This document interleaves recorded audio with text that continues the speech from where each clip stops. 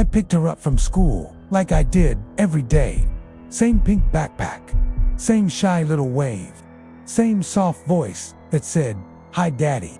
But the moment she sat in the back seat and smiled at me through the rearview mirror, I knew something was wrong, because my real daughter was already home. It started like any other Wednesday. I was late leaving work, traffic was crawling, and my wife texted saying Emma had forgotten her lunchbox again. So I volunteered to pick her up, figured I could use the moment to reconnect. I hadn't seen much of Emma lately. She was growing up so fast, slipping into moods and silences I couldn't decode. When I pulled up to the school, she was already waiting by the gate, head down, little feet scuffing the ground, pink sneakers, pigtails. I rolled down the window and waved. She looked up, smiled, and walked over. "Hi, Daddy," she said, climbing into the back seat. But as I started driving, something gnawed at me. It wasn't her voice. It was too calm, too unfamiliar. 15 minutes into the drive, I got a call. It was my wife. "Where are you?" she asked. "Emma's been asking when you're getting home." My grip on the wheel tightened. "What do you mean, I have Emma?" Silence. "No, you don't," she said slowly. "She's right here beside me." My eyes darted to the rearview mirror. The girl in the back smiled wider. But it wasn't a child's smile. It was a knowing grin. I slammed the brakes and pulled over. "Who are you?" I demanded, heart thundering in my chest. The girl tilted her head. "You said you'd pick me up, Daddy. I'm not your father." "You were. Once." I blinked. "I remember the fire," she whispered. "You left me inside." My throat dried. The world around me blurred. "What are you talking about?" "I was your daughter," she said. "Before Emma." There was no before Emma. She was our first child, wasn't she? But pieces began to shift inside me.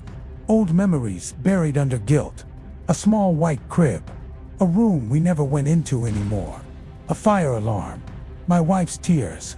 A name, Lily. When I got home, Emma was still there.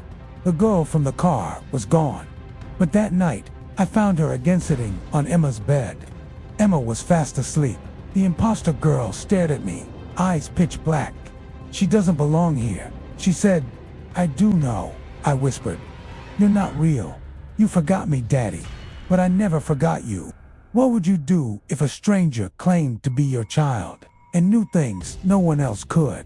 I ran to the attic. Something deep inside told me to look.